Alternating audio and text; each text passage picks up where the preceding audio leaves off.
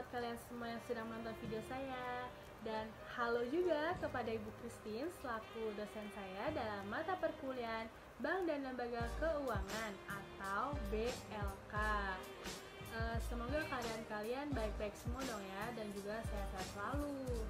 Oke, sebelumnya saya ingin memperkenalkan diri terlebih dahulu. Perkenalkan, nama saya Angel. Saya mahasiswi dari kampus Kangi atau IBI. Di sini saya mendapat tugas untuk ujian akhir semester saya dalam mata perkuliahan BLK, yaitu untuk menjelaskan salah satu materi yang ada di BLK. Saya sendiri memilih materi perkembangan pasar uang yang ada di Indonesia.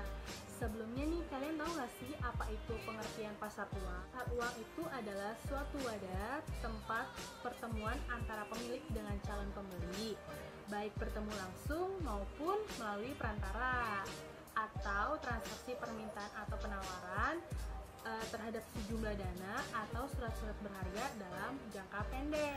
Kemudian juga ada salah satu instrumen pasar uang, yaitu adalah sukuk. Sukuk adalah surat berharga negara yang diterbitkan berdasarkan prinsip syariah sebagai bukti atas bagian penyertaan terhadap aset surat berharga syariah negara yang dapat dijual kepada individu ataupun perseorangan warga negara Indonesia melalui calon penjual dengan volume minimum yang telah ditentukan. Di Indonesia ini, sukuk juga sudah berkembang dengan sangat cepat. Ada juga undang-undangnya tentang SBSN juga telah ada.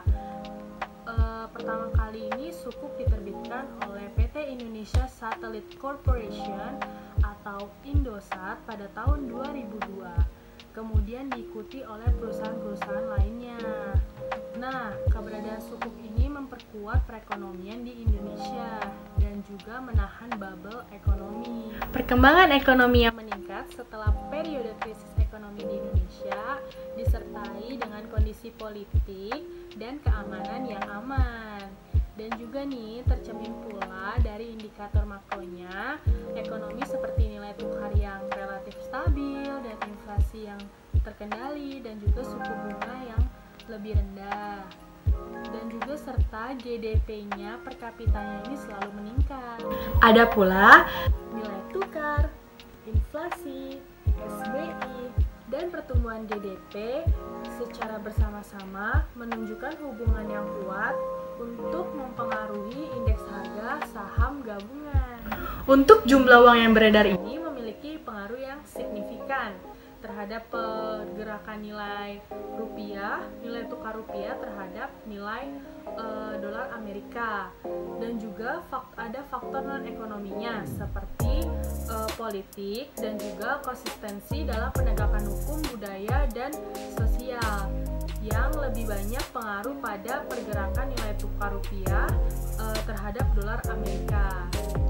Nah, oleh karena itu, kita harus adanya pembagian tugas nih untuk yang terarah antara lembaga negara dengan sebuah kebijakan pemerintah yang komprehensif, yang bekerja di bidang ekonomi maupun non-ekonomi, yang akan terciptanya sebuah sinergi.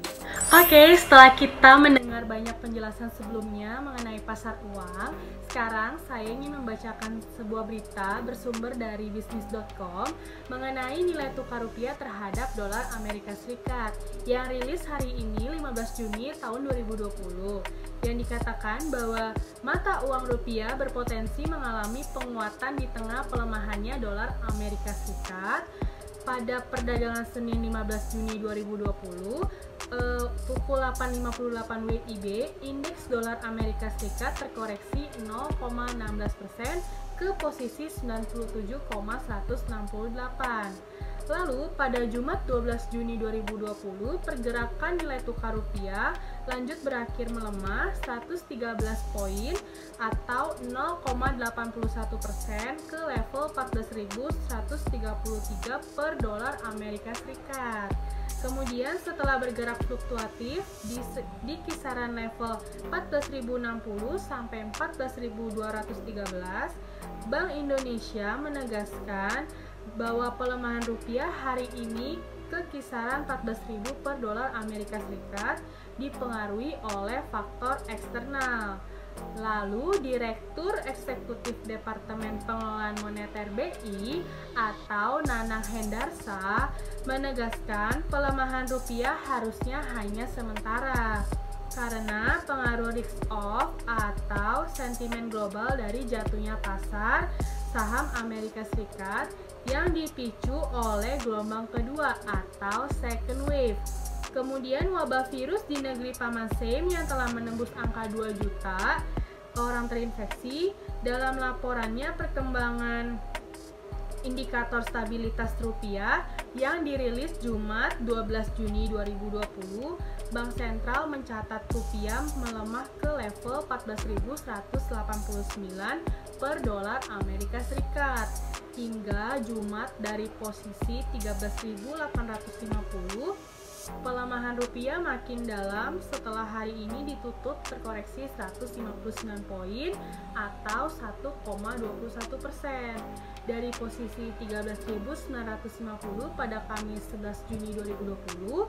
Sementara itu, imbal hasil surat berharga negara atau SBN yang tenornya 10 tahun menguat ke level 7,16% dan cenderung stabil di level 7,30% pada Jumat. Nah, berakhir sudah video saya sampai di sini mengenai penjelasan tentang pasar uang. Terima kasih juga buat yang udah nonton, terutama terima kasih juga untuk dosen saya yaitu Bu Christine yang memberikan tugas dan menilai untuk ujian akhir semester nanti. Semoga nilainya memuaskan dan mohon maaf bila saya ada salah-salah perkataan atau ucapan. Semoga juga